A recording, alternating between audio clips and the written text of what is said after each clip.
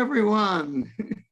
Steve Spiegel here to introduce a very exciting program that we're very lucky to have. An old friend will be leading it, and a great well-known specialist in Washington, and we'll be hearing about Ukraine from someone who knows it very well. And we'll also be talking about Turkey and the Middle East. I want to thank our co-sponsors for joining efforts with us today to make this possible: the UCLA Center for European and Russian Studies and the Luskin Department of Public Policy at UCLA. Last but certainly not least, I'd like to present our moderator for today, my good friend Alan Makovsky, a senior fellow at the Center for American Progress, a private think tank in Washington, D.C. From 2001 to 2013. He also served as a senior professional staff member on the Committee on Foreign Affairs at the U.S. House of Representatives, where he covered the Middle East and Turkey. I could say a lot of other wonderful things about Alan, but I think you want to hear our speaker and meet Alan Makovsky. Ladies and gentlemen, here he is. Thank you, Steve. Thanks for those very nice words. I think you said plenty, by the way, so about me. So greetings, everyone, from Washington, D.C., and welcome to our program, A View from Ukraine, the war's implications for Turkey and the wider MENA region. We are now nearly 3 months into Russia's war of aggression against Ukraine. The worst results of this war obviously have been visited upon the Ukrainian people, but the war has also had very serious implications for Ukraine's neighborhood, including its region to the south. To discuss these implications, we are truly privileged today to have a person that has, I think I can really say, unique in the true sense of the word, a unique background as both an expert on the Middle East, particularly with great expertise on Turkey, and has also been a practitioner of a policymaker with the Ukrainian government. Dr. Yevgeniya Gaber is currently a non-resident senior fellow at the Center in Modern Turkish Studies at the School of International Affairs at Carleton University in Ottawa, Canada, although she's coming to us from Istanbul, Turkey. Until January of this year, she worked as a foreign policy advisor to the Prime Minister of Ukraine. And prior to that, she was deputy director of the Diplomatic Academy at of the Foreign Ministry of Ukraine. And from 2014 to 2018, she served as a diplomat at the Ukrainian embassy in Ankara, Turkey. She has been an assistant professor of international relations at the Odessa National Menshikov University. And she holds a master's and a doctorate in in political science from the National Shevchenko University in Kyiv. And so without further ado, I would like to, well, with one bit of further ado, I do want to, I'd be remiss not to say thank you to UCLA and its Center for Middle East Development, and particularly to my dear friend Steve Spiegel and his staff for setting up this important event. And now I'd like to turn the microphone and the camera over to Dr. Yevgeniya Gaber. Hello, everyone. Thank you so much, Alan, for this very nice introduction. I will try to live up to the expectations after everything that you have said. And I would also like to start with my big thank you to the CMED Center, to Professor Spiegel for having me here, And in the next 20 minutes or so, I will try to explain a bit implications of the current war of Russia in Ukraine for Turkey and for the Middle East, because sometimes it's not something which is obvious. Because what people are generally talking about and the experts are generally focusing on is the implications of this war for European security, which are huge, for the transatlantic security, which is kind of obvious as well, because it's also about EU, it's also about NATO. But I would say that much fewer experts talk about implications for Ukraine's relations with the Arab countries, with the Middle East, and also for how it all works with these countries in this region, which is, I believe, very, very important. So I would say first for Turkey, the interesting thing is that Turkey was one of the countries, and maybe the unique one, which had actually started experiencing these implications of tensions between Russia and Ukraine, growing tensions even before the war started. And that is the reason why Turkey was so active from the very beginning with its diplomatic initiatives, with its mediation efforts and its desire to not let this war happen. Because if you have followed Turkish foreign policy for some period of time, it would be pretty clear for you that if you want to describe Turkish policy in the Black Sea region in general and towards Ukraine in particular, that would be a very delicate balancing act between Russia and Ukraine. Turkey has relations of a strategic partnership with Ukraine from 2011. And at the same time, it manages being a strategic partner of Russia as well, being at the same time a NATO member from 1952, which makes it a very interesting constellation for official Ankara to go smoothly through all those tensions, different situations that we've had so far, and to do both in parallel tracks, develop strategic partnership and relations with Ukraine and Russia. Has always been a very difficult thing to do, though, of course, the level of those relations, I would argue, is really different. The status might be the same.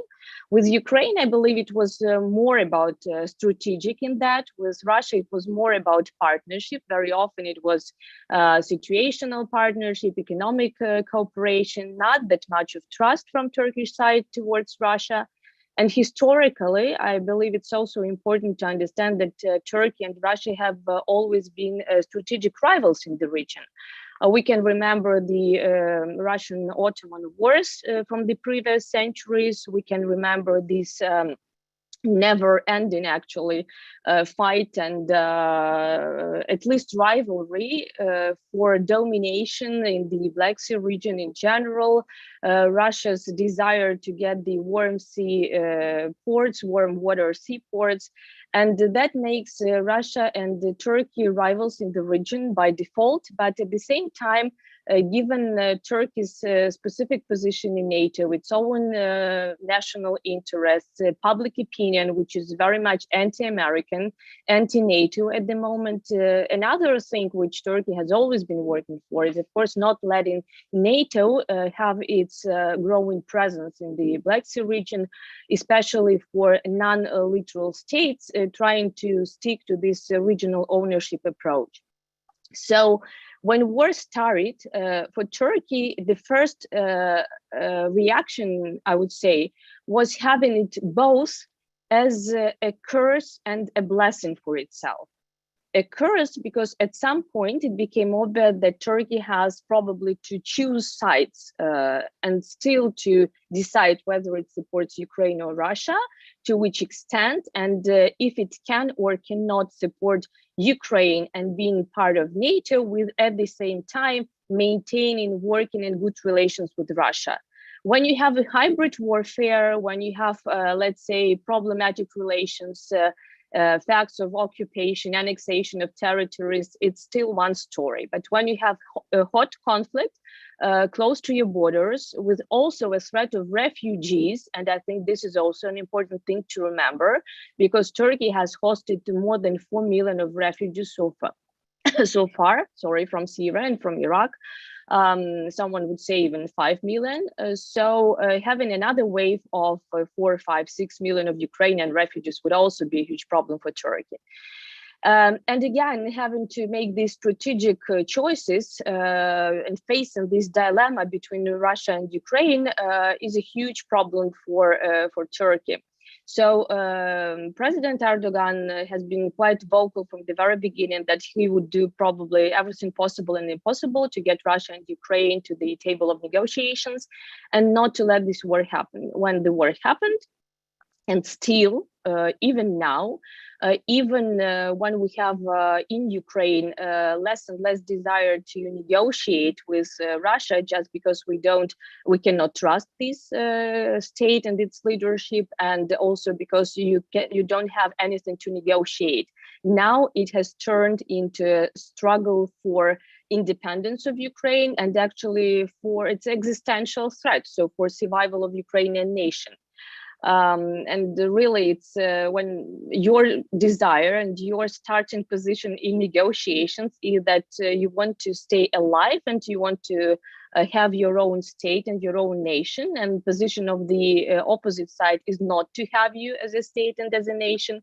And basically, we're facing acts of genocide and war crimes in Ukraine. There is very little room for negotiations. But even at this point, when many countries believe that this war has to be won on the battlefield, Turkey still remains very, very vocal about its desire to have peace talks and still to have both countries together, getting together, talking to each other, and have any kind of peace talks and agreements which would replace the non-functional, of course, Minsk agreements at the moment. So to put it shortly, what is position of Turkey on Ukraine and Russian war at the moment is full diplomatic support for Ukraine, including in international organizations, in United Nations, in all these votings that we have there. We also have support in military technical things. Of course, I cannot but mention Bayraktars and drones and all the support that we get from Turkey in this regard. And these drones have really been very efficient and effective on the battlefield. Not probably the key factor, but quite an important one. And of course, we also have closure of the straits for Russian warships, which makes Turkey's position here a very important one, because it does not let more of Russian warships, which are not from the Black Sea Fleet, to get into the Black Sea. On the other hand, what we see from Turkey is Turkey is not joining sanctions, Western sanctions against the Russian Federation, for a number of different reasons, because Turkey does not accept sanctions as a foreign policy instrument, but also because it is crucial for Turkey's own economic situation, especially on the eve of the national elections, which are going to happen next year in 2023. So it's important to keep the situation inside the country stable, economically, politically, socially, in any kind of these realms.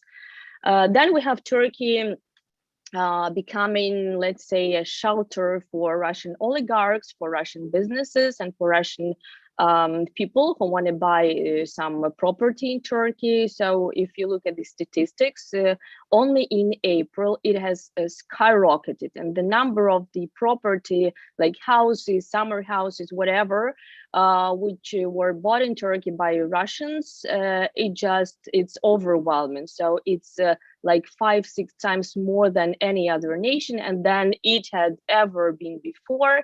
And again, Turkey is inviting Russian tourists because that's an important factor. So another implication, consequence of this war for Turkey would be not having either Ukrainian or Russian tourists in Turkey for this new period, new season, which is an important one, because after 2 years of lockdown, of COVID things and so on, it's really important to have this income, to have these sources of money coming from abroad, and that is the tourism is something like 20-25% of Turkish budget. So it's huge and it's important.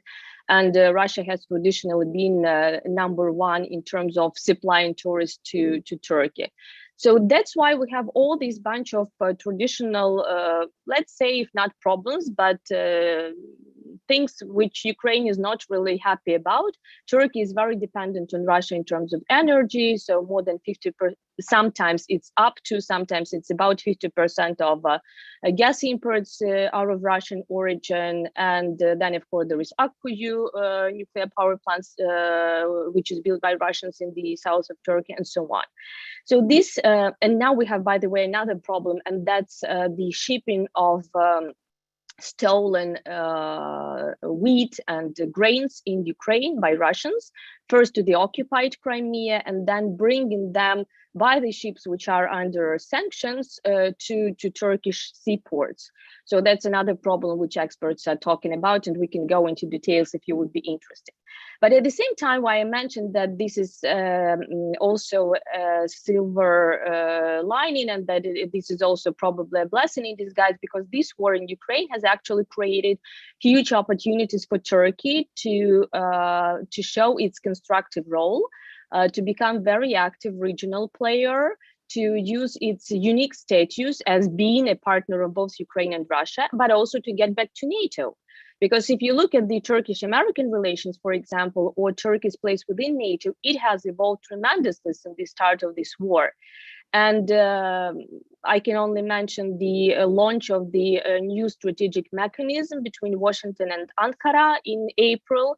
And basically, yesterday, I believe, there was the first meeting between Minister of Foreign Affairs Çavuşoğlu and State Secretary Blinken within this normalization mechanism between Turkey and the United States, meaning that for the first time since probably 2019, or even since the purchase by Turkey of Russian S-400 system, there have been hopes for improving relations between Turkey and its NATO partners, and specifically United States, because Turkey actually acted very well in line with the NATO policies in the region and in Ukraine, again closing straits, again being very active in all these military constellations, weapons, arms supplies, and so on.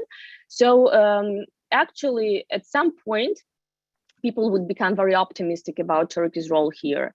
I would say that this momentum is almost gone, unfortunately, because the more we get into this crisis between Turkey, Russia, Ukraine, and all parties involved, the more difficult it becomes for Turkey to choose sides. And very often we see some things like Turkey, for example, blocking Sweden and Finland from joining NATO because it has its own concerns with the YPG, with the Kurdish terrorists, with PKK, with the situation in Syria, with the arms embargo that Turkey has from the Western countries for different reasons, starting from Qatar up to sanctions because of S-400 exclusion from F-35 program, and so on. So basically, it's a situation when Turkey also wants to have something for its national security and its national interest, getting back to negotiations with the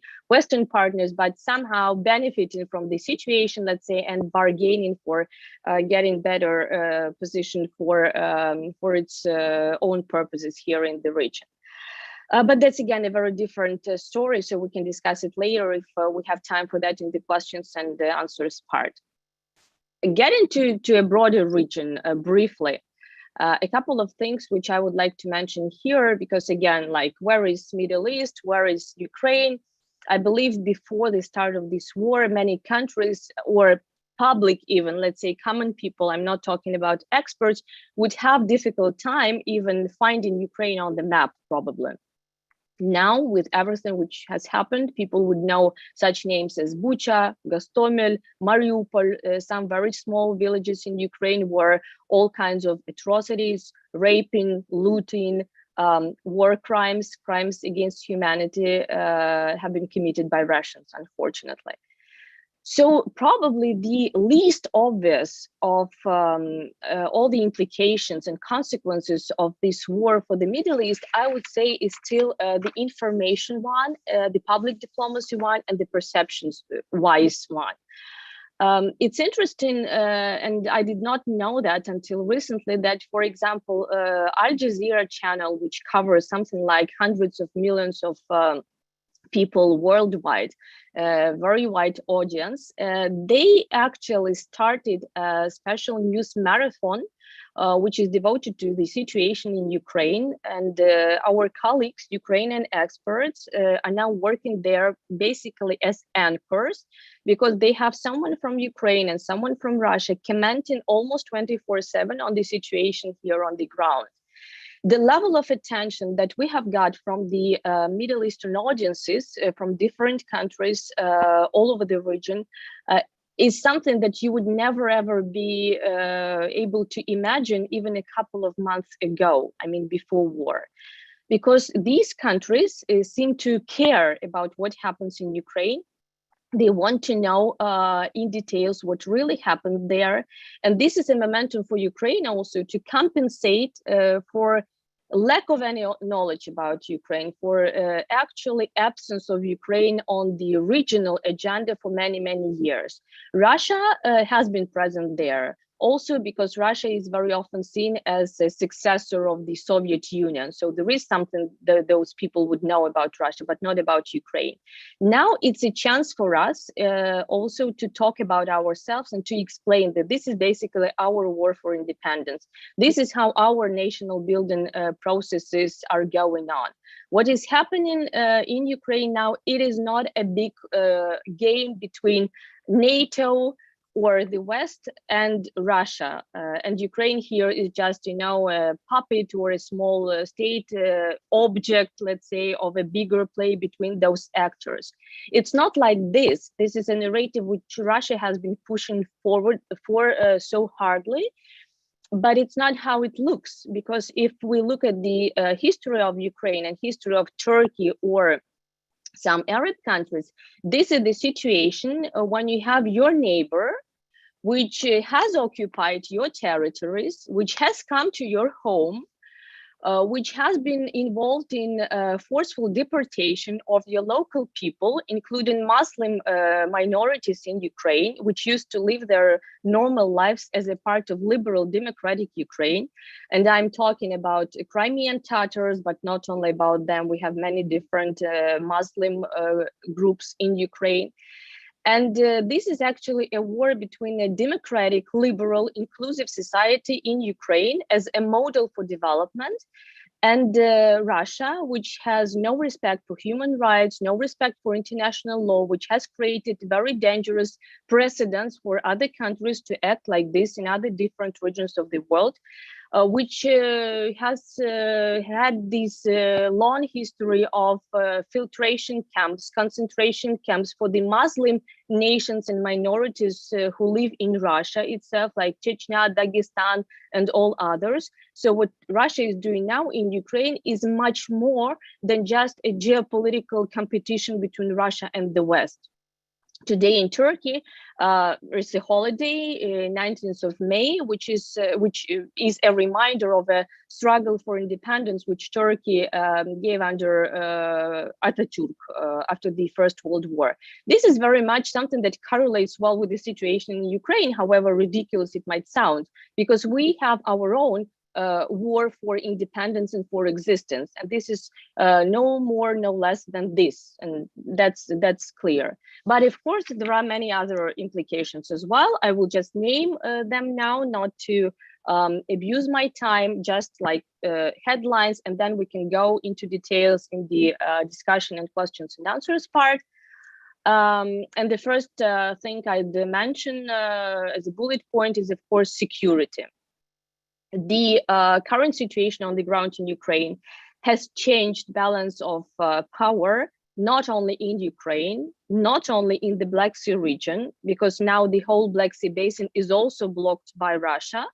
So there is nothing like freedom of navigation and so on. Actually, it is occupied as well. So the Sea of Azov, the Black Sea, it's all occupied by Russia. But anyhow, it's also about changing dynamics in Syria, for example.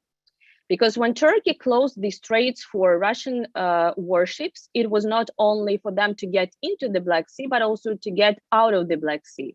Meaning that the so-called Syrian Express, the logistical chain of supplies of weapons and personnel from the occupied Crimea to Syrian Tartus, has been cut. And with the presence of fighters and soldiers of Russian Federation in Ukraine, of course, its presence in Syria has been weakened.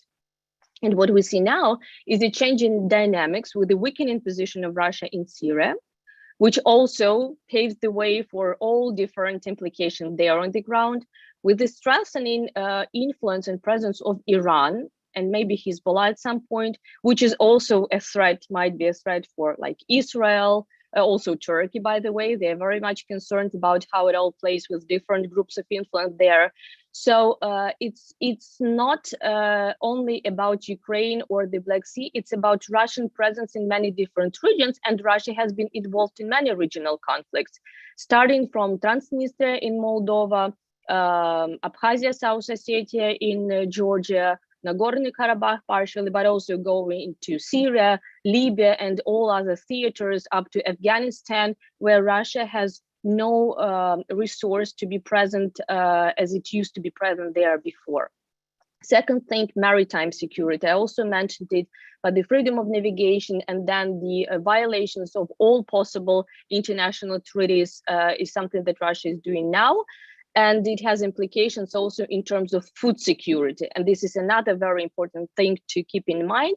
The whole world is now talking about food crisis, about probably even famine in some African countries, hunger in some other countries not related directly to Ukraine. But because we used to be a breadbasket for the whole world, not only for Europe as Ukraine, it's also important to understand the level of globalization at this point. And once we have these thousands of tons of grains and cereals and wheat in Ukrainian seaports like Odessa, for example, where I come from, but we cannot export it because our ports are blocked by Russia because of the mines, sea mines that were left by Russia in the Black Sea, and which are also now very often said to be left by some NATO countries to create a crisis, which is not true, of course, because they are even of Russian origin. I mean, they were even produced in Russia and so on. So because of this sea blockade, there is a huge question of food security as such. And then second, economic situation in many countries, because many countries were re-exporting Ukrainian grain. Like we would sell our wheat and grain to Turkey, and Turkey would re-export it to the third markets in the Middle East, for example. This is not something that is happening anymore.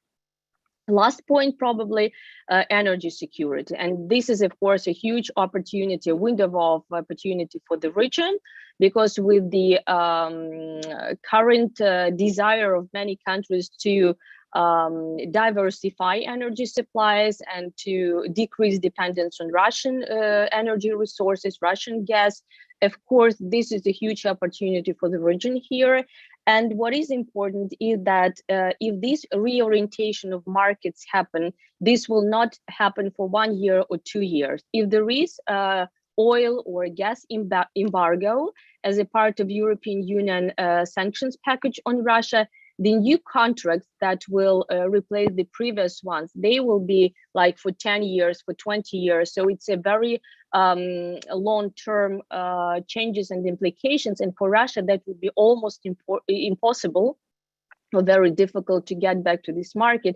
So this is, again, something that we can talk about later. I'm not an energy expert, but still, I believe this is very important to understand that this is a moment for European countries and for many countries who used to be so much dependent on Russia to realize now that it was probably a bad decision to be dependent that much and to look for alternative sources like LNG, American LNG, for example, alternative sources of energy, but also getting more energy resources and supplies, traditional supplies from the Middle Eastern countries. I think I will stop here. Thank you for being patient enough to listen to this introduction remarks, but I will be happy to discuss whatever questions you have, including personal ones on how the situation is in Ukraine, how it looks from our side, what is happening in the region, and vice versa in the next part of our program today. Thank you. Alan, over to you. Great. Thank you for that very thorough overview of the implications for Turkey and for the wider Middle East of the war.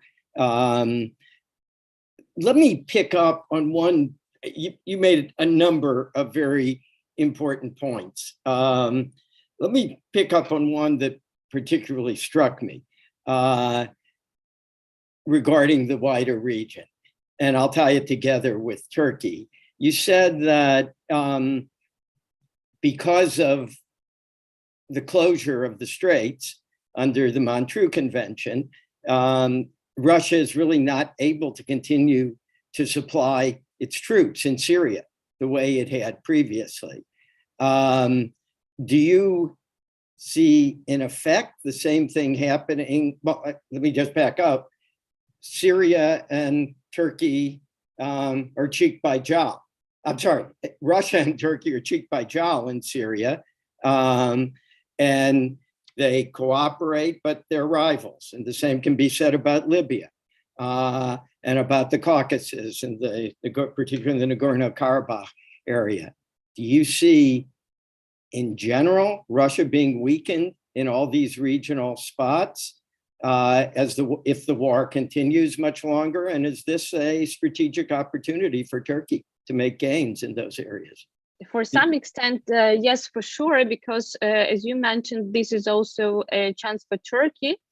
And if we look at the decisions taken after the start of this war, they also have two sides of them. One, which are important for Ukraine, and as Ukrainian government has mentioned on many different occasions, we appreciate that support a lot and we value that support from Turkey.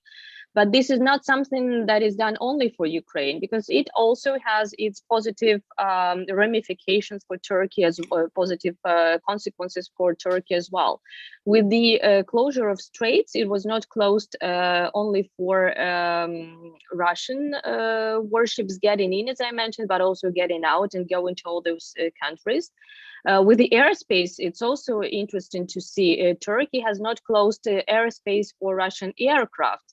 If we speak about commercial aircraft, for example, it's open, and now Turkish airports, Istanbul airport mostly, is used for all those logistical purposes, and it's full of Russians because they cannot get to any other airport in Europe.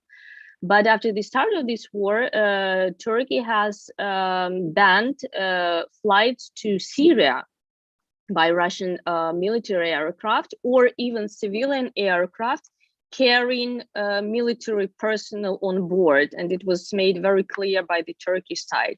So just in case something happens, Turkey also tried to make the further escalation in Syria, let's say, impossible for Russians. Because though many Ukrainian experts are critical of Turkish dubious position, Turkey still supports Ukraine in many cases, right? From Bayraktars to whatever humanitarian support they send to our people. So Bayraktars being the armed drones, the TB2 armed drones that Turkey's been selling to Ukraine, correct? Absolutely. Not sure everyone in our audience knew that. And for us, they have symbolic meaning because first we just bought them from Turkey, but then the new version of the drones, which is Akıncı, they are equipped with Ukrainian engines, and there even have been plans for joint production of those drones. So it's a symbol of Ukrainian-Turkish cooperation in military defense industrial sphere, let's say. So Russians still were quite unhappy about this, and for that reason, Turkey wanted just to be on a safe side, I would say, and to be sure that nothing happens in Syria once everyone is concentrated somewhere in Ukraine. So for many different reasons, I would say that what the situation that is happening now, it's actually On the one hand, it's difficult for Turkey because there is no stability in the region, because there is hot conflict close to its borders, because economically it has devastating consequences. But on the other hand, this is something that helps Turkey deter a Russian presence. And that is where Turkey is also using the fact that it is a member of NATO. And while it doesn't want to get more NATO in the Black Sea, also in terms of warships, officially under Article 19 of the Montreux Convention, only Russian warships are not allowed in the Black Sea Basin, but we don't see any NATO warships in the Black Sea Basin as well. So I believe there is a second backtrack diplomacy, second channel diplomacy, asking NATO countries not to send their warships to the Black Sea. So for that reason, this is a balance that Turkey can actually benefit from, because having Russia as a rival, seeing weakening Russia without further escalation in military terms would be something that Turkey would be quite happy about. And I think that now the situation with Sweden, with Finland, and Turkey's rising voices with the demands to stop support with arms, weapons, but also financial support of the US to YPG in these countries in Syria, they are also very interconnected, because Turkey just wants to be sure that it controls the situation in Syria, in Iraq, where it now has an ongoing transborder operation, and that it doesn't get a chance to face a more aggressive Russia, which is not deterred and controlled by NATO countries or by itself, let's say. Extremely important points. Thank you very much. You talked about the fact that Turkey is not implementing sanctions, that a lot of oligarchs have come to Turkey, etc. The other hand, I've been following, as most Turkey watchers have, the economic difficulties Turkey's had in recent years, and particularly its currency issues, which had seemed to more or less stabilize, or at least go into a very slow slide against the dollar over the first few months of this year. But lately it's been falling again fairly precipitously, and has gone from the 14th down to 16 almost in the blink of an eye. I'm just wondering, overall, does Turkey have an opportunity to gain economically from this war by being an outlet for Russia, or is this a matter just of cutting its losses?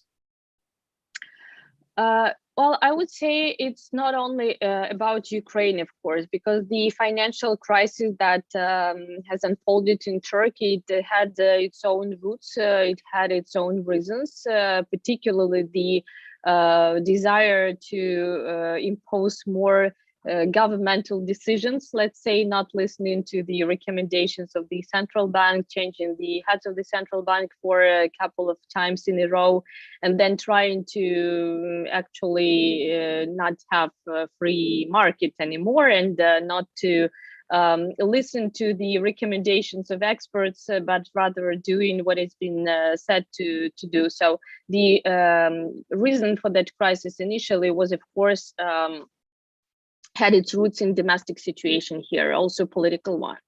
If we go back to a couple of years ago, when the problems with the Turkish lira started, it was also because of the American sanctions. And we remember tweets by President Trump, and then sanctions on steel and so on, which also contributed to that. So that is a long story, which has its absolutely different track there. But on the other hand, of course, what happens now, unfortunately, that's why I'm saying that Turkey might actually be losing this momentum of improving relations with the West, that I can understand the desire to keep economy afloat and to keep things going.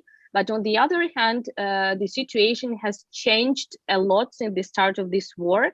And it's important to understand that very often it's a matter of values. It's a matter of international law. It's a matter of even human lives and dignities. And when you have this situation, when your keen nation, I would say, in Ukraine, or women, civilian people are being killed with the all atrocities happening there. And at the same time, you're thinking of pragmatic interests, and you invite more and more people. And then it goes as far as to saying that we can switch to Russian ruble and Turkish lira in bilateral trade, for example, not to use dollar. Or it gets as far as to say we have Russian MIR system, like MIR cards, banking cards. So because MasterCards and Visa cannot be used, just feel free to use these MIR cards, and we will do everything possible for Russian businesses and tourists to be comfortable here in Turkey.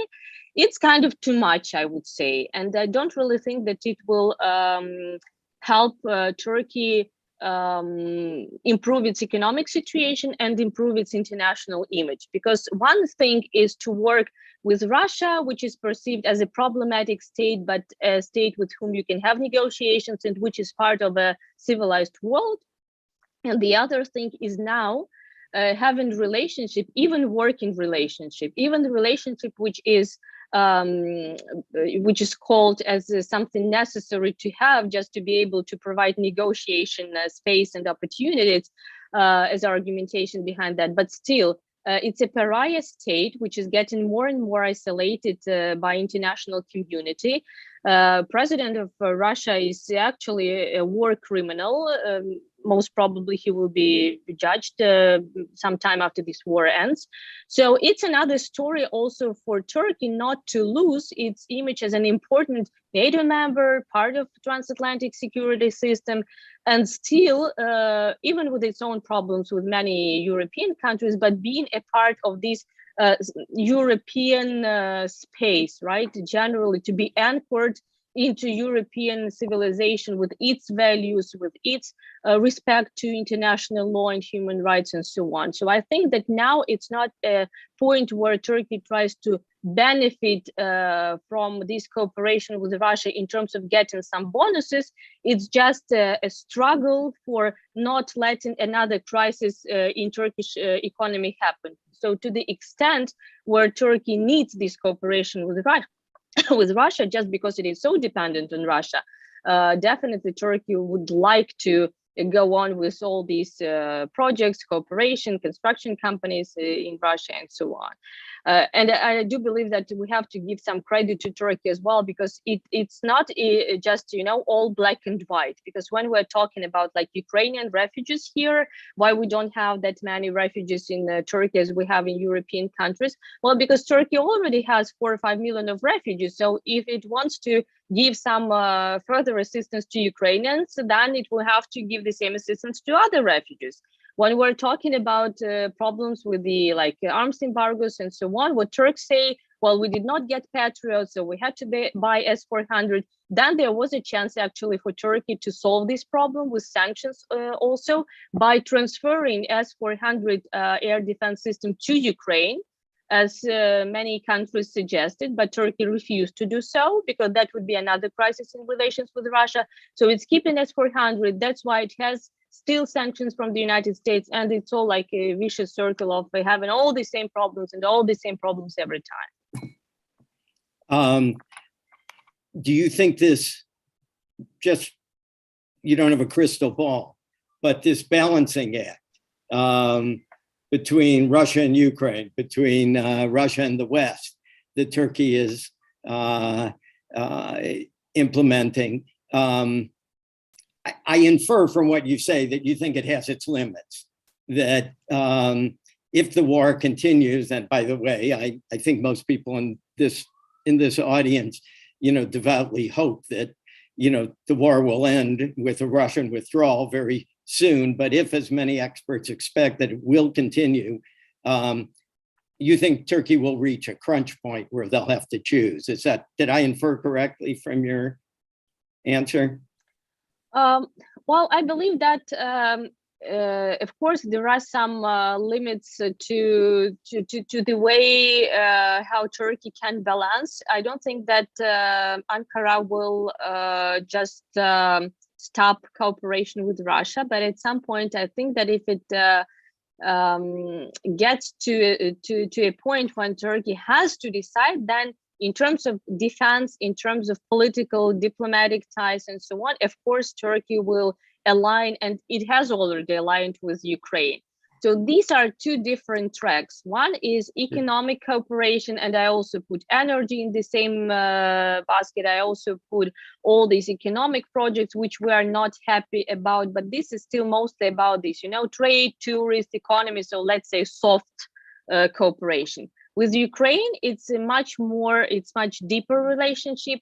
Also, because we just have to realize one very simple thing, and I think that Turkey is very well aware of that. Turkey is the second next country after Ukraine who would be interested in getting back to status quo, ideally before 2014, with the deoccupation of Crimea and eastern regions, if not at least to the status quo of the before the 24th of February.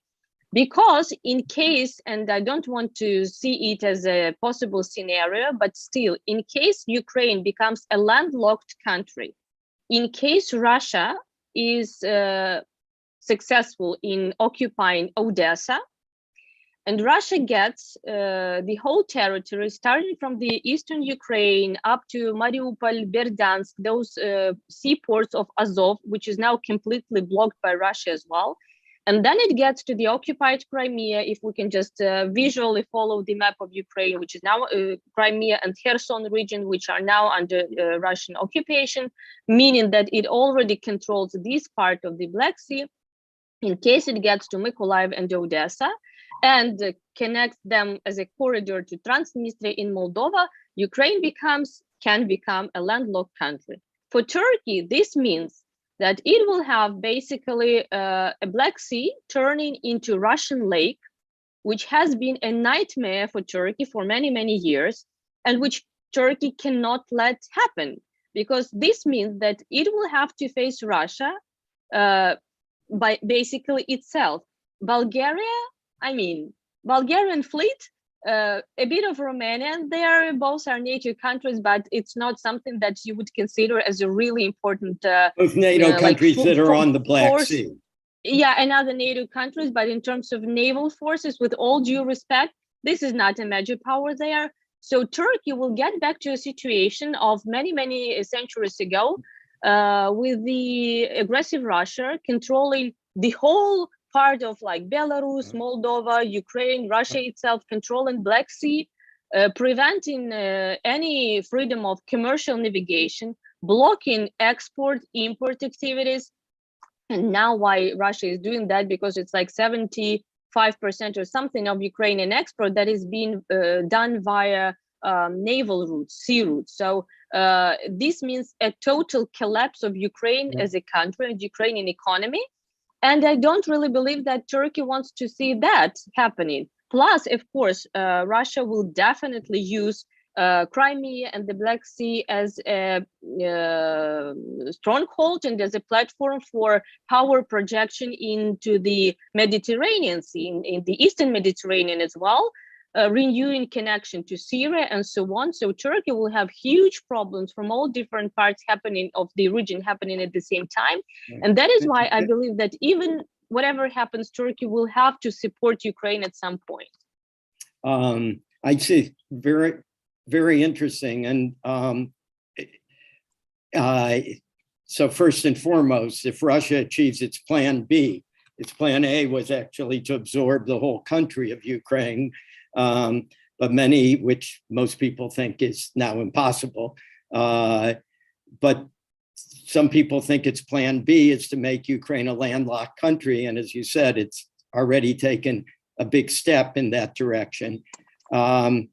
Ukraine would suffer first and foremost, but Turkey would also suffer considerably. And of course, Turkey was against and has been outspoken since 2014 about the Russian occupation of Crimea. Although as in the current crisis, it did not join sanctions against Russia. Ellen, very good point. I think we have to be clear about that, because I don't know how much of that background information our audience has. the picture is not that black and white, as I said. So we have had support of Turkey from the very beginning. And from the 2014, when Turkey has not recognized the occupation of Crimea for many different reasons, political, but also because of the Crimean Tatar connection, Turkey has been very active in supporting Crimean Tatars in Ukraine, in being vocal, also in dialogue with Russia, that this is something that it's a red line for Turkey, so it's never gonna recognize the occupied territories as territories annexed by Russian Federation. So the thing that I'm talking about now is that the situation on the ground has changed a lot. So we would probably also expect a change of rhetoric, a change of perception of Russia. And that's also this perception. I think we can discuss it a bit more, perception thing on public expert and state level here. So that would probably have to change more than it did. But otherwise, of course, Turkey has been in all international platforms, Crimean platform, which has been launched by Ukraine for deoccupation of Crimea, United Nations resolutions in General Assembly, we always have Turkey aboard, and Turkey has always been like a co-sponsor for those resolutions. So political and diplomatically, Turkish support is full. Interesting. People who follow Turkey in the US, at least for years, when they think about Turkey and the seas that surround it, their focus has traditionally been on the Aegean and on the Mediterranean. And this war, I think, has focused attention on Turkey's northern coast in a way that it really hadn't before. Look, I want to move to audience questions. It's just, I would be remiss if you could just very briefly, it's a rare opportunity to talk to somebody like yourself for many, many reasons, but all special. But the fact that you're from Odessa, and thank goodness the fighting has not been intense in Odessa yet, but there have been Russian attacks, missile attacks on Odessa. And many people think that that Odessa is in Russia's sights. Ultimately, as you mentioned, that would have to be if they wanted to make Ukraine a landlocked country. What's the mood? And I don't know if you are still in touch with friends in your native city, but do you get any feedback? What's the mood? Is it? I'll just ask. Odessa is a city of humor, and Odessa is a city of optimism, as most of Ukrainians are now. Odessans are very optimistic about the final result of this war. Of course, we're not, because it comes at a very high cost. We're not glad to have what we have now in Ukraine, and whatever happens is just awful in terms of those sufferings, which especially civilians have to go through, because unfortunately being unable to fight with Ukrainian soldiers and Ukrainian armed forces, Russia is effectively fighting with Ukrainian civilians, killing elderly people in hospices, killing children in hospitals, and so on. So you can't be optimistic or cheerful about that. But I think that what helped us to be successful in this war is our resilience and the public resistance. So when Russia decided to invade, I think that the intelligence did a really, really bad job there. Also because they could not probably report the truth to Putin, which always happens in authoritarian states, but because they just did not realize the situation on the ground. So I am from Odessa, and I used to be a Russian speaker myself. And most of my friends are Russian speakers in daily life, but speaking Ukrainian as official language in their offices and so on. But since we are liberal, we can speak Turkish, Armenian, Greek, Hebrew, whatever in the streets, no problem with that. But when it all happened, that's why I'm saying it's a nation building process for us as well. We turned into, let's say, Russian-speaking Ukrainian nationalists, and most of us also switch into Ukrainian in our daily lives. But this general sense of defending our own homes, defending our own country, defending our families from aggressor state who came to our country to commit crimes here, in putting absolutely bluntly all disrespect for international law, human rights, and so on. It just gives us a sense of this, consolidation inside society, and also our desire to support each other. That's why we have this volunteer movement, which are really very powerful and strong. So we don't have land operation. Getting back to your question, we don't have land operation at the moment in Odessa, so it's not under Russian occupation. And we hope it doesn't happen. And we hope it doesn't happen. Look, and I think it will.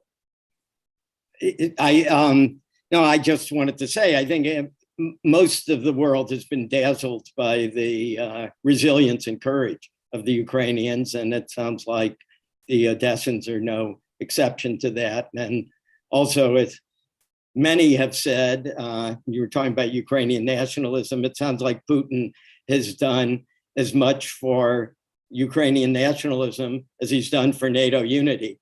And certainly two developments that were not among his goals in initiating this war.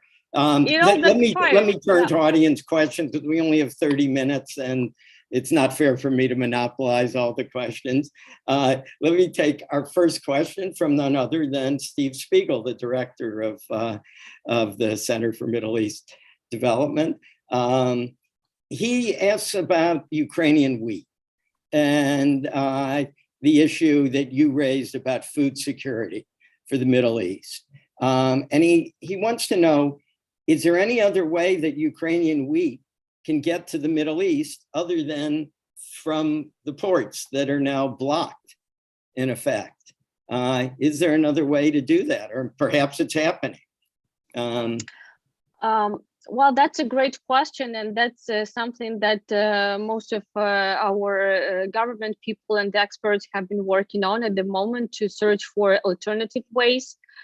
Of course, the longest and most logistically difficult thing would be to do that by on land routes, and to do that via all different countries, just carrying it like multimodal transportation, but it will be super expensive and very difficult logistically.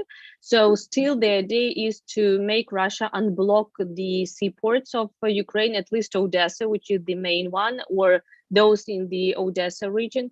But we face here with multiple different problems.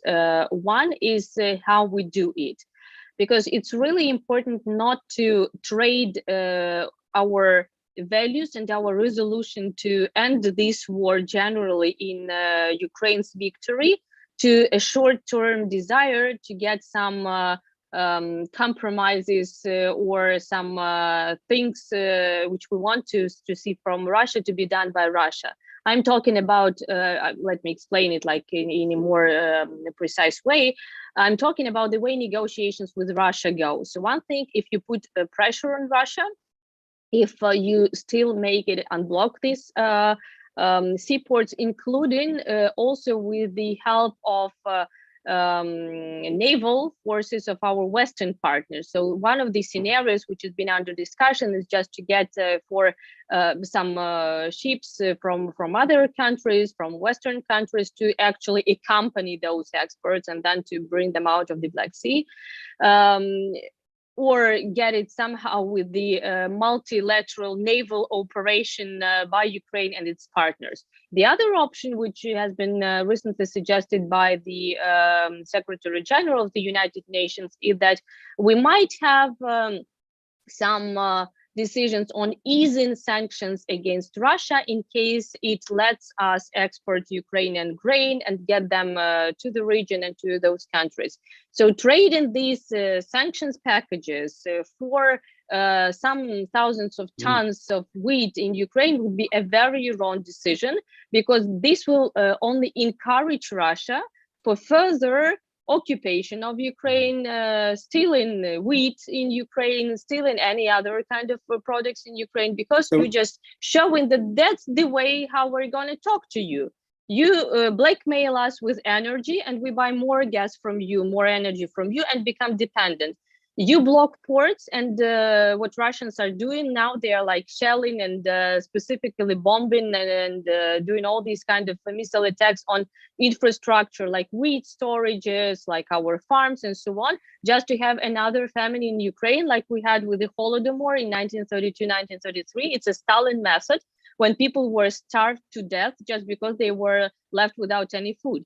And there is no way we can say, okay, so now you don't have this package of sanctions, you have this, and we get like 300 tons of wheat at the moment, and then we send it here and there. This problem has only one root. This root is Russia. So the only chance to solve this problem as soon as possible is to get a victory over, also military victory over Russia as soon as possible, and to put more pressure, including with the involvement of Western partners, naval forces and diplomatic resources, of course, to make that happen. Russia using the humanitarian situation cynically as leverage to try to get political concessions. We have a question from my good friend, Sema Kalagiolu in Turkey. She says, actually, she has two questions. First of all, is it normal or possible for a NATO member like Turkey to be a, quote, strategic partner, unquote, with Russia? If yes, what's the definition of strategic partnership? And second, within the context of the Ukraine-Russian war, how would you evaluate, she calls it special operation in quotes, of course, how would you evaluate Turkey's reaction to the NATO enlargement with Finland and Sweden? Is the war a factor in that? Let's particularly focus on the second half of that. Yeah. Well, great questions about strategic partnership. I cannot tell you how many panels and discussions we had on that here in Ukraine, what strategic partnership is. Also, because for Ukraine, we had a bunch of these strategic partnerships which were absolutely hollow. But in our case, with the new strategy of national security, we just put like 5 or 6 main countries, Turkey among them, whom we really see as strategic partner. I cannot speak on behalf of Turkey, of course, because there is Turkish government to decide who is strategic partner and who is not, and what is the essence of strategic partnership. But the situation when Turkey is at the same time partner to Georgia, to Ukraine, and to Russia, and Ukraine and Georgia have 20% before this war, 20% of territories being occupied by Russia. That's an interesting question, how this can happen. But also we can go to like, how can Turkey be a NATO member and also have strategic partnership with Russia? How can Turkey have S-400 and ask for F-35 from NATO? I mean, think that's the point Sema is trying to make, yeah. It's an interesting thing of how Turkish foreign policy works. So we can only adapt ourselves as Ukraine to foreign policy decisions of our strategic partner, Turkey. The second question, Sweden, Finland, and what it means. I mean, for me, it's obvious that Turkey has its own national interests, and Turkey has made it pretty clear, even maybe I should interject. I'm sure everyone in our audience knows this, but President Erdogan has been threatening to veto the NATO membership applications of the historic NATO membership applications of Sweden and Finland over issues such as what he feels Swedish, especially indulgence of Kurdish radicals and also arms embargoes against Turkey. True. So if you could pick up. Thank you. And that's also a very important point, because I believe that this arms embargo, which we're talking about, it was connected to the operation which Turkey had in 2019 in the Middle East also, and Barış Pınarı, I think was its name, in Syria. And those were decisions taken individually by EU member states. That was not even a decision on the central EU level, but rather on the level of national governments.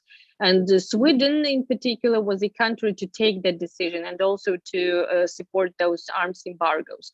But for me, it's obvious that now Turkey is trying to use this situation with the NATO enlargement to solve its own problems. And that's what we see, for example, in the European Union with Hungary, when we can't have a new package of sanctions, including the oil embargo in it, just because Hungary says that it has to have 700 million and then something like 6 billion euros as a compensation for this decision, because the consequences for its economy would be huge.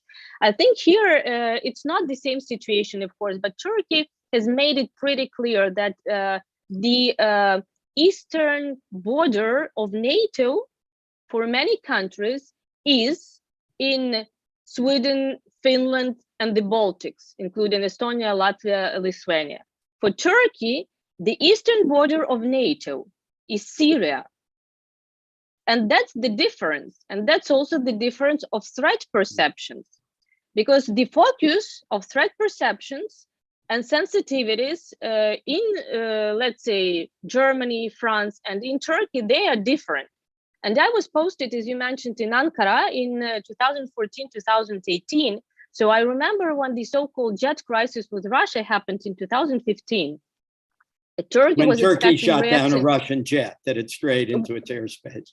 Yeah, which crossed the Syrian-Turkish border. Turkey, especially public, but also I think government, expected some reaction from NATO. There were some consultations happening, and then Turkey had to deal with it on the ground itself.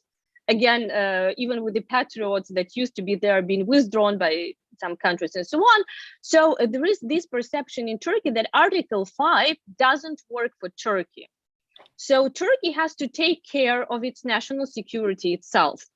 So in case something happens and Turkey doesn't have weapons, doesn't have, let's say, jets, and doesn't have anything to protect itself, also to modernize, not only to buy the new ones, but to modernize like F-16 that it already has, it's so vulnerable towards all threats that it has in the region. And there is a perception of this a bit of a fortress which is being besieged by all difficult countries and enemies, including the so-called Fethullah Gulen movement from inside. And then you have Israel, you have Greece, you have Cyprus, you have Syria, you have Iraq, you have Armenia, you have all these unresolved problems, difficult region where Turkey is situated. So for Turkish strategic thinking, Russia is a threat, of course, but it's not the only and not the most important threat at the moment, probably because there are so many different things to it. So speaking morally, speaking in terms of transatlantic unity and also importance of security, of course, Sweden and Finland have to be part of NATO, and this will strengthen alliances presence in Europe. And this is something that will Turkey benefit from, because it will weaken Russia's hand in some regard, and that is something that Turkey would like to see. And I don't believe that Turkey will actually block the membership of these countries as a principled position. I think the signal that Turkey has been sending so far, not by President Erdogan's statements, especially inside the country, but also by his advisors, foreign ministers, speaking to international partners in the media, is that we want to have negotiations. We want to see how the process goes. We can be flexible on something, but we also expect this understanding from our partners. So I believe in case Turkey can get some kind of,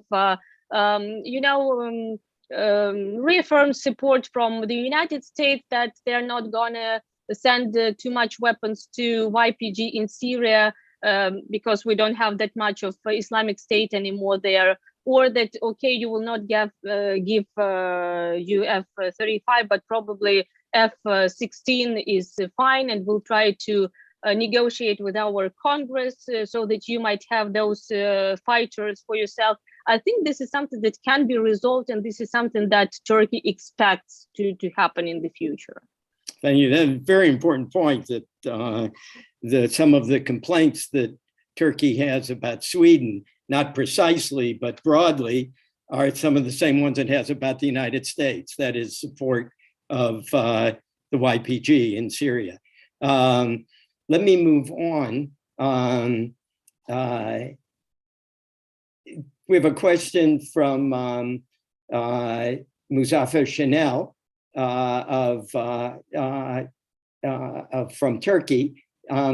He says, some argue that the Russian invasion is triggering the rearmament and remilitarization of European policies. And he wants to know, how will these policies affect Turkey's relations with her neighbors? Now, I'm not sure there whether he means with Turkey's European neighbors or Middle Eastern neighbors, but you can choose. But we still have a few more questions to get to. So yeah, I will be short here, not to go into details. I'm not sure that I get the question right. I think that the thing that on the one hand, we have this change of strategic thinking and security culture in many countries, like in Germany, for example, which would never ever allow sending weapons to Ukraine, for example, before, but now it's been changed. So for many countries, there is a change in perception, also threat perception in the region, and that is why they are moving to these decisions of sending more weapons to Ukraine, not to use Ukraine as a battlefield to project their power in the region, and to destabilize the region and to weaken Turkey, because unfortunately I see a lot of this in Turkey. Maybe I get your question wrong, but being based in Istanbul for 3 months, what I hear a lot is that what very often European countries are trying to do is to send more weapons here, to have a protracted conflict in Ukraine, which would become like Afghanistan of Europe, and then just to weaken Russia, but also to weaken Turkey in the region and to have more presence for themselves. I don't think really this is the case, and I want to be pretty clear that we have to have weapons not to escalate, but to de-escalate, because Russia can only stop where it is stopped. Until that, Russia is not going to stop. So this is first point, and it's important one. We need weapons to have peace, not to have war. Second thing. Okay, go ahead briefly. Yeah. Second thing, very briefly, there is a discussion between the European Union having its own army, its own defense policy, and its own armed forces. And I know that it's perceived badly, not only in Turkey, but also in the Baltic states, for example, in Poland. I think, and that's my personal point of view as Ukrainian expert, that this is not a good thing to talk about, also because we'll have this dispersion of different centers of decision making, of weapons, resources. We don't have a luxury of having like 20% of European countries' budgets being allocated for military or defense budgets. And also I see concerns of Turkey, because Turkey is not a part of the European Union, but Turkey is a part of NATO. And sometimes there are even complaints that Turkey has been excluded from the important decision-making processes within NATO. And of course, it deserves, absolutely deserves to be part of those as an important NATO member and basically second largest army in NATO. I would say that I would not like to see these two different tracks of European countries' defense policies, one going for armed forces of EU and the others of NATO. EU is still not a huge military and defense sector, I would say. So I would stick to NATO being the main umbrella for defense, not aggressive, but defense architecture in Europe and transatlantic security, with the EU being an important economic and political player, and of course about like democratic values and everything connected to that. And NATO, of course, means with the US having the primary security role, which I think is what Turkey prefers, rather than, as you said, an independent European approach, which emerged from the EU. Look, you've made a number of important perceptional points about Turkey, and I thought among them was the point you made just previous, that the Turks, for all, let me back up, that in the US, it's seen as very positive that Europe has become more security minded. I would say, at least in foreign policy circles, it's generally seen as very positive. But you're saying Turkey, there's a lot of suspicion of what it would mean in Turkey, including potentially prolonging the war. we have a question from Gary Lantzman in the United States, and he just says, could you discuss the impact, the financial impact of the war on both Russia and Ukraine?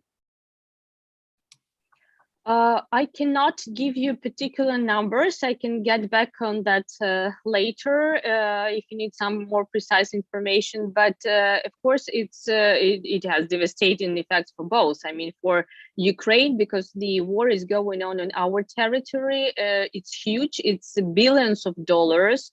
Every day you have new numbers, something like you would have $8 billion a couple of weeks ago, and then it's tens of billions of dollars, just because we have to reconstruct Ukraine from scratch in those territories where we have land operation and conflict on the ground, but also in many other cities, because what Russia is doing now, it's trying to destroy completely the infrastructure. So in case it cannot win this war, and most probably it will not win this war politically and militarily, it will have won this war in terms of devastation and destruction that it has brought to Ukrainian territories. So for many years in a row, Ukraine will be kind of a failed state with no economy, no seaport infrastructure, no airports, because what Russia is trying to do first with all missile attacks first, to attack all critical infrastructure,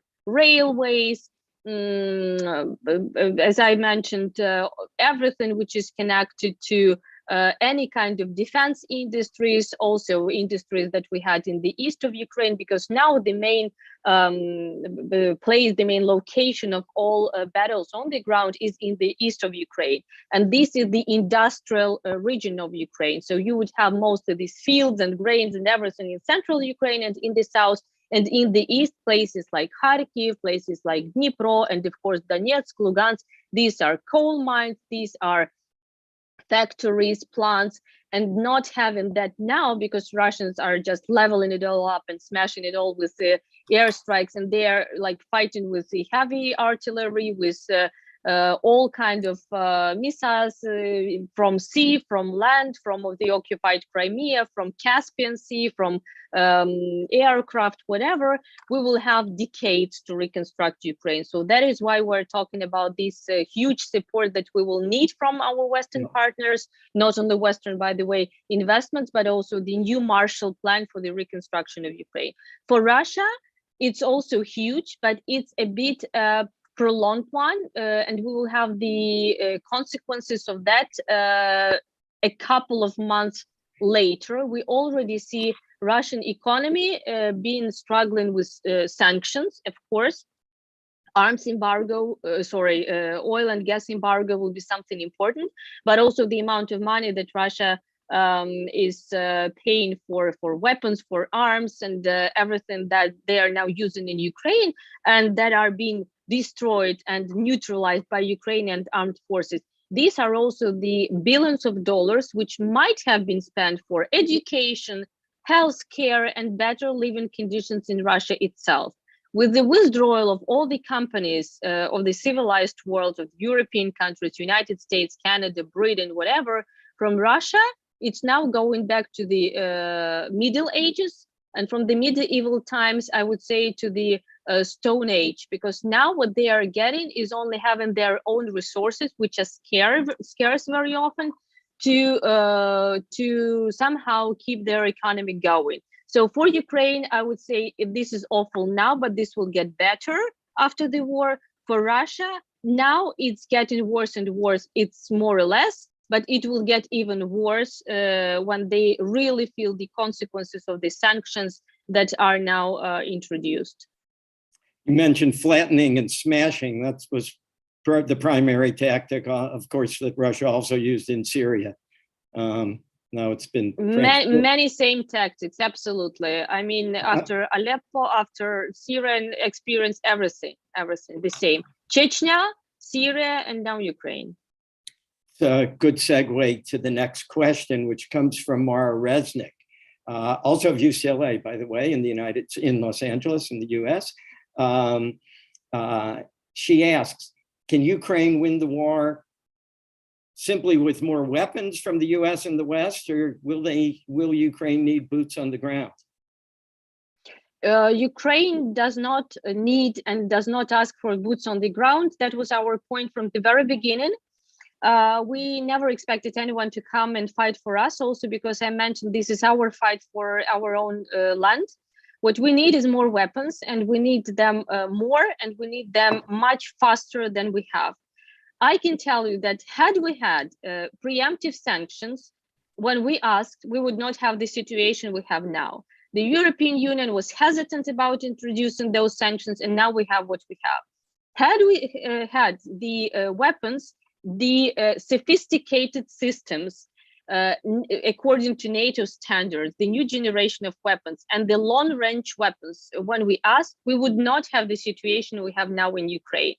Because from the very beginning, we said we don't need boots on the ground, but we need you to close the skies, to shelter Ukraine from the air, because we were losing to Russia primarily in the air. We did not have the air defense system that we needed. We did not have many of the sophisticated systems that we needed, but we were never given that for many different reasons. First, because no one trusted that Ukraine would actually resist and stand. And there was a huge argument here, and I mean, it was a widespread one, that if you give weapons to Ukraine, you will find them in Russia 2 days, 3 days after, because Russia will just beat Ukraine and then it will get all American or whatever Western weapons. Second, because there was issue, of course, of Ukraine not being a NATO member, then a specific special position of Germany, France, Austria, many other countries. Then because you will never manage and you will never handle those weapons because Ukrainians were not trained to use those weapons, so you're just not going to get them. Now, finally, at last, we have general consensus and general approval and decision that Ukraine will get everything we need. Also due to very strong position of the United States and of the Great Britain, the Baltic states, Poland as well, but mostly UK and US. But it's a bit too late. So now we just don't have that time, that we needed so much. But again, even now, even with this situation, if we get, on the one hand, sophisticated systems we need, not just anything, but the ones that we need, and our partners do know what we need. And second, if we get economic pressure on Russia, gas, oil embargo, banning of all Russian banks from the SWIFT system, and not only some of them, and so on. It's a long list of what we need. So economic support and more weapons would be just enough for us to end this war, as experts say, by the end of this year, because we cannot afford having it as a protracted conflict for decades and decades for global financial, food security, whatever, not only for Ukraine. So we need weapons, and we will be okay with that. So late, but hopefully not too late from the Ukraine perspective, correct? I mean, yeah, it's still, I mean, there is no way we're not going to win this war. So I'm sorry, there's no way. There is no way that Ukraine is not gonna win this war, because this means that if Russia stops this war, there is no more war in Europe. But if Ukraine stops this war, there is no more Ukraine in Europe. And this means that Europe will never, ever be the same Europe. So we will. Yeah. I know from what you've said today and in our past discussions, you believe that Ukraine will win this war.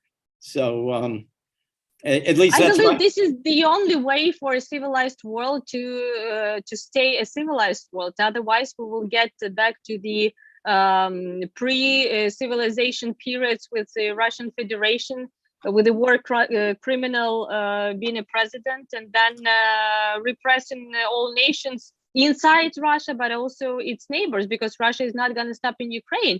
I mean, I have not made it clear from the very beginning, probably, but if you listen to rhetoric of Russian politicians now, if Russia is not stopped in Ukraine, it will attack Moldova, it will attack the Baltic states, it will attack whatever, Poland, some other countries. And that is the main reason why even traditionally neutral Sweden and Finland decided to join NATO, just because those countries who have ever had anything in common, any historical pages together with Russia, they're just clear about the threat which is coming from Russia. And they realize very well that if Ukraine fails, then the next country will be probably whatever, Poland, I mean, any country in the Central or Eastern Europe. So we have to stop Russia together without boots on the ground, with Ukrainian boots on the ground, but with our common efforts. Otherwise, we will have Russian boots on the ground somewhere in the Central Europe. So Ukraine is the first line of defense for many other countries in the region, is your point. Our last audience question, and it's up to you whether you want to address this. Sorry, we just got another one. We'll see if there's time. William Veal from the United States, from the US Kazakhstan Business Association, asks, what is the status of nuclear warheads in Turkey? That's been widely reported that there are nuclear warheads in Turkey. However, to my knowledge, certainly from my own days in the US government has never, it has a policy of neither confirm nor deny, and it's never confirmed that. But if you care to comment on that question, you're welcome to. I would not like to speculate on that because there are so many conspiracy theories here in Turkey as well, and so many different information coming from all different sources. Since I haven't seen this information in open source intelligence, and I'm not in a position to get information from any intelligence. Right. As I say, it's been reported, I'm just not going to comment on but not that. confirmed. Yeah. And you've never personally seen these nuclear arms, I take it. No, I have not checked them. Okay, no inspection there. All right, let me see if I can squeeze in one more. I don't see the name. I'm sorry, but but we'll do it anyway. How did you find the Mitsotakis speech to the joint session of the US Congress? Do you believe, and I'm kind of summarizing here, that he was sending a message that he did not want the F-16 sale to go through to Turkey? I have a feeling that we have now a changing position of Greece, which becomes much more pro-Ukrainian. And for many Ukrainian observers and commentators, I think the speech might have come a bit as a surprise in a strong way of messages of support to Ukraine that we got there. But on the other hand, of course, there is also this issue of relations between Greece and Turkey, Cyprus, Eastern Mediterranean, all the things behind that. So I think, of course, there might have been some hints to that. And as Turks, they are very vocal about that, one of the reasons why they cannot get F-16 is also Greek lobbies in the United States, allegedly, I don't know, that don't want in NATO and in the United States, by the way, they don't want Turkey to be a part of those programs as well. And I believe that also from Turkey's side, we had this message when President Erdogan was talking about membership of Finland and Sweden, possible membership in NATO. And when he said something like, we already made this mistake once when we got Greece back into NATO after it was not a NATO member and then became. And now Turkey has huge problems and security concerns with Greece as a NATO member who presents some kind of threat for Turkey itself. So definitely there is this bilateral track of Turkish-Greek relations, which also affects their position on Ukraine and Ukrainian-Russian war. Yevgeniya, but yeah. Excuse me. When Dr. Spiegel, we have to shut up. Yeah, but wait a second. I'm going to slip in one more question for a short 30-second answer. Every Turkey analyst has been talking about President Erdogan's potential political problems with an election looming next year, if not earlier. How has this war affected his prospects? Good, bad, or indifferent? I suggest Really having another conference on that to discuss it. It's a very long one. I mean, the results of recent polls show that President Erdogan might lose to any of the leaders of opposition with whom he is in the second tour, but that's one of the polls that they have. So probably the mounting problems that we see in Turkey had effect on that. But there are many different dimensions to that, including, by the way, in public perception, desire to have very strong leader and seasoned bureaucrat as a head of state when you have war in Ukraine. And Erdogan is, by all means, one of the most experienced and seasoned politicians in Turkey. So there can be different scenarios here, but that will just take us too long. Also, very to important discuss point. Yeah. So I just want to, before turning it over to Steve, I just want to thank you. This has been a real tour de force. We've covered a vast portion of the globe. We've gone into not only the implications for the region in great depth and Turkey, but also we learned a lot about the situation in Ukraine. And, you know, I think you're one of the terrific young scholars I know, and I just, I want to thank you very much for this. It was a real tour de force. And thank you for a great moderation. And thank you, Steve, again, for having me here. Thank you. Well, Steve, it's our delight. It's all yours. And indeed, Alan just said what I was going to say. I haven't heard, with all of the discussions since February, anything like this, which covered, I was going to say the waterfront, but by far more than the waterfront, even the lost waterfront.